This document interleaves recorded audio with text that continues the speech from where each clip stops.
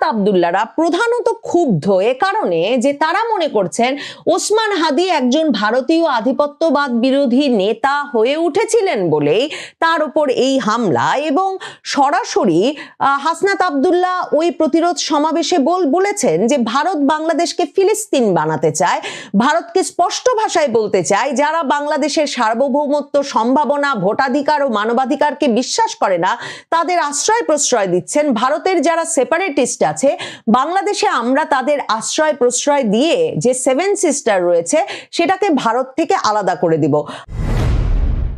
বাংলাদেশে July August আন্দোলনের তরুণ নেতাদেরকে নির্বাচনী হাওয়া জোরদার হওয়ার পর বেশ কিছুটা ম্রিয়মাণ হয়ে উঠতে দেখা যাচ্ছিল। একদিকে তো জাতীয় নাগরিক পার্টির নেতৃবৃন্দের জন্য তাদের জুলাই পদযাত্রার পর ওই আগস্ট থেকেই ম্রিয়মাণ হওয়ার শুরু, কারণ লোক জমাতে পারছিলেন না, নেতা কর্মী সমর্থকেরা বিভিন্নভাবে বিক্ষিপ্ত হয়ে পড়ছিলেন।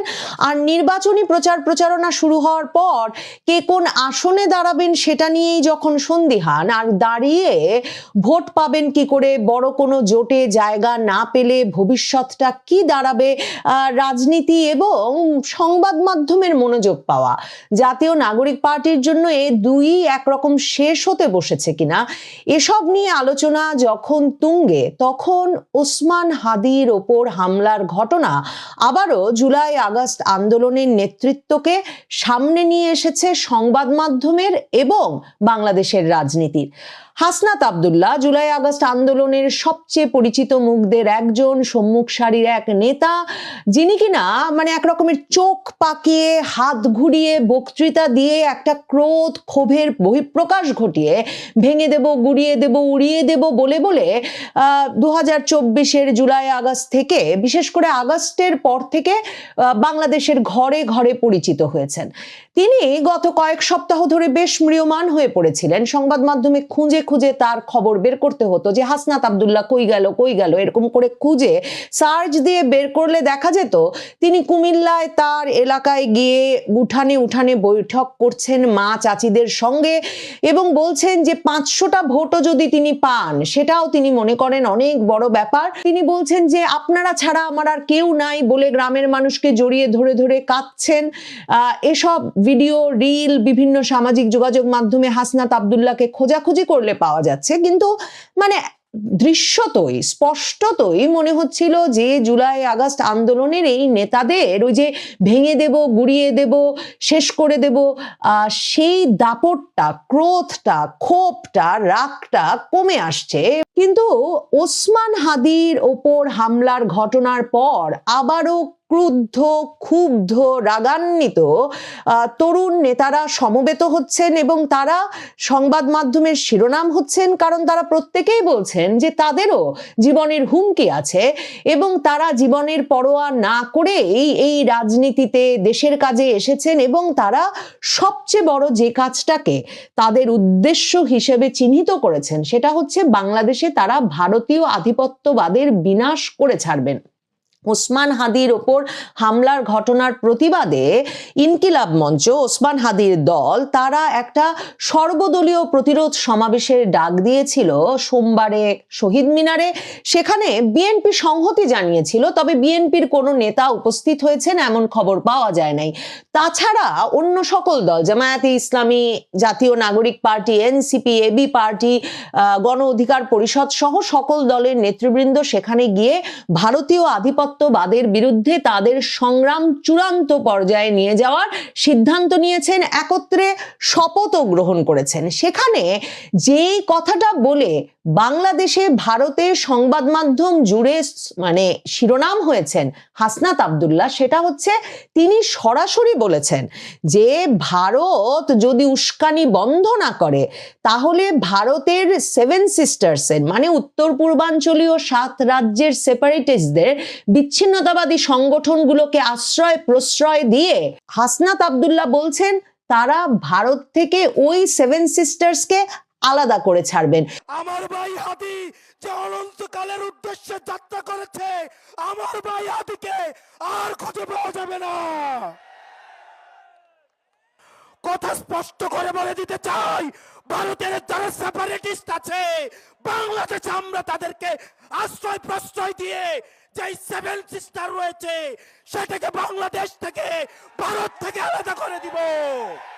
ওসমান হাদির ওপর হামলার প্রতিবাদে যে প্রতিরোধ সমাবেশ করলো বাংলাদেশের প্রধান রাজনৈতিক দলগুলো, সেখানে মূল আলাপটাই হয়েছে যে শেখ হাসিনা এবং আওয়ামী লীগ নেতৃবৃন্দকে ভারতে আশ্রয় দিয়ে ভারত একরকম বাংলাদেশের নিরাপত্তার জন্য হুমকি সৃষ্টি করছে। এবং এই দলগুলোর একরকমের তাত্ত্বিক গুরু, পরম শ্রদ্ধেয় ব্যক্তি মাহমুদুর রহমান, যিনি কিনা বাংলাদেশের একটি শীর্ষস্থানীয় দৈনিক আমার দেশ পত্রিকার সম্পাদক, মাহমুদুর রহমান তার বক্তব্যে স্পষ্টতই বলেছেন যে যদি ভারতের আশ্রয় থেকে শেখ হাসিনা এবং আওয়ামী লীগের নেতৃবৃন্দকে খুব শিগগিরই বাংলাদেশে ফেরত এনে শাস্তির মুখোমুখি করা না যায়, তাহলে বাংলাদেশে যে সরকারি ক্ষমতায় আসবে সেই সরকারই ব্ল্যাকমেইলের শিকার হবে, সেই সরকারকেই একরকমের হুমকির মুখে রাখবে ভারত। কাজেই এর নির্বাচনের আগেই ভারত থেকে শেখ হাসিনা এবং আওয়ামী লীগ নেতৃবৃন্দকে ফেরত আনতে হবে। ওসমান হাদিকে যারা হত্যা প্রচেষ্টা চালিয়েছে, একদিকে হাসনাত আব্দুল্লাহ সহ জুলাই আগস্ট আন্দোলনের নেতৃবৃন্দের মূল অভিযোগের জায়গাটা হচ্ছে তারা বলছেন ওসমান হাদির ওপর হামলা চালিয়েছে আওয়ামী লীগের শীর্ষ নেতৃবৃন্দ ভারত থেকে বসে নির্দেশ দিয়ে একরকমের পরিকল্পনা সাজিয়ে। তারপর এই যে ওসমান হাদির ওপর গুলি চালিয়েছে যেই ব্যক্তি, সেই হামলাকারী সাথে সাথে ভারত পালিয়ে গেছে এবং এখন ভারতের মাটিতে নিরাপদ আশ্রয়ে আছে, সেটাও একটা মূল অভিযোগের কারণ। বাংলাদেশ সরকার এটা স্বীকার করছে না। বাংলাদেশ সরকারের আইন শৃঙ্খলা বাহিনী, ঢাকা মেট্রোপলিটন পুলিশ, বাংলাদেশের সীমান্ত রক্ষী বাহিনী, বিজিবি সকলেই বলছে যে তাদের কাছে কোনো তথ্য নাই এখন পর্যন্ত যে হাদির ওপর হামলাকারী ভারত পালিয়ে গেছে। কিন্তু একদিকে যেমন সামাজিক যোগাযোগ মাধ্যমে সাংবাদিক জুলকারনাইন সায়ের একেবারে গ্যারান্টি দিয়ে এই তথ্য দিচ্ছেন যে ভারতেই পালিয়ে গেছেন হাদির উপর হামলাকারীরা, অন্যদিকে বাংলাদেশের পররাষ্ট্র মন্ত্রণালয় ভারতের রাষ্ট্রদূতকে তলব করে ভারতে যদি পালিয়ে গিয়ে থাকে হাদির ওপর হামলাকারীরা, তাহলে ভারত যাতে তাদেরকে দ্রুত গ্রেফতার করে বাংলাদেশের হাতে তুলে দেয়, এই আহ্বানও জানিয়েছে। এই আহ্বানে সন্দেহ আরো তীব্র হয়েছে যে সম্ভবত সরকারও সন্দেহ করছে যে ভারতেই আছে হাদির ওপর হামলাকারীরা। কিন্তু এই যে ক্ষোভ, বিশেষ করে সেভেন সিস্টার্সকে, বাংলাদেশকে যে কোনো রকম উস্কানি দিলে সেভেন সিস্টার্সকে যে নিরাপদ থাকতে দেওয়া হবে না, এটা কিন্তু 2024 আগস্টের পর প্রথম আমরা শুনেছিলাম প্রধান উপদেষ্টা ডক্টর মোহাম্মদ ইউনূসের কাছ থেকে। প্রধান উপদেষ্টা ডক্টর মোহাম্মদ ইউনূস দায়িত্ব গ্রহণেরও দুদিন আগে ভারতীয় চ্যানেল এনডিটিভিকে একটা সাক্ষাৎকার দিয়ে বলেছিলেন যে আপনি যদি বাংলাদেশকে অস্থিতিশীল করে তোলেন, তাহলে সেই অস্থিরতার আঁচ কিন্তু বাংলাদেশের বাইরেও মিয়ানমার, সেভেন সিস্টার্স, পশ্চিমবঙ্গ সর্বত্রই অগ্নুৎপাতের মতো ছড়িয়ে পড়বে। ভারতীয় সংবাদ মাধ্যম এবং ভারত সরকার সে সময় থেকেই এই যে সেভেন সিস্টার্স শব্দটাকে উল্লেখ করে বা বাংলাদেশকে অস্থিতিশীল করলে ভারতকেও বাংলাদেশ অস্থিতিশীল করে তুলতে পারে, এই কথাটিকে অত্যন্ত গুরুতর হিসেবে গ্রহণ করেছিল। কারণ বাংলাদেশের মাটি ব্যবহার করে ওই ভারতের উত্তর পূর্বাঞ্চলীয় রাজ্যগুলোতে বিচ্ছিন্নতাবাদী কর্মকাণ্ড চালানোর ইতিহাসটা পুরনো। এখন হাসনাত আব্দুল্লাহরা প্রধানত ক্ষুব্ধ এ কারণে যে তারা মনে করছেন ওসমান হাদি একজন ভারতীয় আধিপত্যবাদ বিরোধী নেতা হয়ে উঠেছিলেন বলেই তার উপর এই হামলা। এবং সরাসরি হাসনাত আব্দুল্লাহ ওই প্রতিরোধ সমাবেশে বলেছেন যে ভারত বাংলাদেশকে ফিলিস্তিন বানাতে চায়, ভারতকে স্পষ্ট ভাষায় বলতে চায় যারা বাংলাদেশের সার্বভৌমত্ব, সম্ভাবনা, ভোটাধিকার ও মানবাধিকারকে বিশ্বাস করে না তাদের আশ্রয় প্রশ্রয় দিচ্ছেন। ভারতের যারা সেপারেটিস্ট আছে বাংলাদেশে আমরা তাদের আশ্রয় প্রশ্রয় দিয়ে যে সেভেন সিস্টার রয়েছে সেটাকে ভারত থেকে আলাদা করে দিব। হাসনাত আব্দুল্লাহ বলেছেন যে হাদি ভাইকে হত্যা চেষ্টাকারী, নির্বাচন বানচাল করতে চাওয়া এবং দেশের পরিবেশ অস্থিতিশীল করার সঙ্গে জড়িতদের আশ্রয় ও প্রশ্রয় দিচ্ছে ভারত। সীমান্তে বাংলাদেশি ভাই বোনদের হত্যার ঘটনায়ও ভারতের পৃষ্ঠপোষকতা আছে। কাজেই ভারতের সাথে তারা একটা ফয়সালা জরুরি বলে মনে করছেন।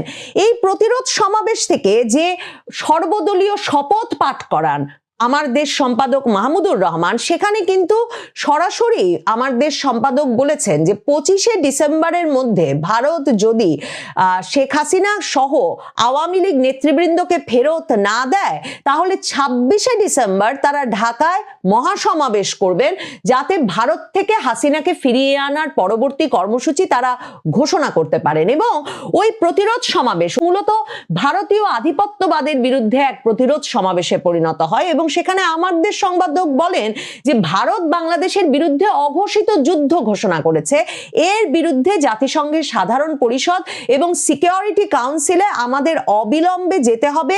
সরকারের প্রতি আহ্বান জানাচ্ছি, আপনারা অনতি বিলম্বে জাতিসংঘে ভারতের বিরুদ্ধে নালিশ উপস্থাপন করুন। ওই সভায় এ কথাটাও হয় যে যদি ভারত শেখ হাসিনা, আসাদুজ্জামান খান কামাল মানে শেখ হাসিনার স্বরাষ্ট্রমন্ত্রী ওসমান হাদির ওপর হামলাকারীদের ফিরিয়ে না দেয়, তাহলে বাংলাদেশে ভারতীয় প্রতিটি প্রতিষ্ঠানের বিরুদ্ধে তারা প্রতিরোধ সংগ্রাম গড়ে তুলবেন। এবং মাহমুদুর রহমান সহ এই সর্বদলীয় প্রতিরোধ সভা থেকে দাবি ওঠে যে বাংলাদেশে কর্মরত সকল ভারতীয় নাগরিকের ওয়ার্ক পারমিট বাতিল করতে হবে। 2024-এর জুলাই আগস্ট আন্দোলনের সময় তরুণদের মধ্যে চরম ক্ষোভ সৃষ্টি করেছিল যেসব বিষয়, তার মধ্যে একটা ছিল বর্তমান সরকারের আইন উপদেষ্টা ডক্টর আসিফ নজরুলের এক মন্তব্য, যেখানে ডক্টর আসিফ নজরুল বলেছিলেন যে 26 লক্ষ ভারতীয় নাকি বাংলাদেশে চাকরি করছে। কাজে এই যে ভারতীয়রা বাংলাদেশে কাজ করে, তাদের অনেকে ওয়ার্ক পারমিট নিয়ে কাজ করছেন, এই বিষয়টা এখনো এই তরুণদেরকে ক্ষুব্ধ করে। এবং এই প্রতিরোধ সমাবেশ থেকে কিন্তু এই আলাপটাও হয়েছে। ভারতের ওই 7টি রাজ্যের বিচ্ছিন্নতাবাদী গোষ্ঠীগুলো সেই 60-এর দশক থেকেই কিন্তু বাংলাদেশে এসে আশ্রয় নিয়ে তাদের কর্মকাণ্ড বৃদ্ধি করেছে, জোরদার করেছে। যখন বাংলাদেশের সরকারগুলো এই কর্মকাণ্ডকে একরকমের, এই যে হাসনাত আব্দুল্লাহ যেমন বলছেন, আশ্রয় প্রশ্রয় দিয়েছেন বা চোখ বন্ধ করে রেখেছেন বা অনেক ক্ষেত্রে একরকমের সমর্থন দিয়েছেন, তখন যেমন ভারতের ওই সীমান্তটা শান্ত থাকে নাই, ভারতের ওই রাজ্যগুলোতে বিচ্ছিন্নতাবাদী তৎপরতা অনেক গুণ বৃদ্ধি পেয়েছে, ঠিক তেমনি শেখ হাসিনা সরকারের আমলে 2009 সালের পর থেকে যেহেতু বাংলাদেশের মাটিতে ভারতের বিচ্ছিন্নতাবাদীদের কোনো রকম আশ্রয় দেওয়া হবে না, মানে উলফা, মিজো ন্যাশনাল ফ্রন্ট, ত্রিপুরার NLFT, মানে যারা ঐতিহাসিক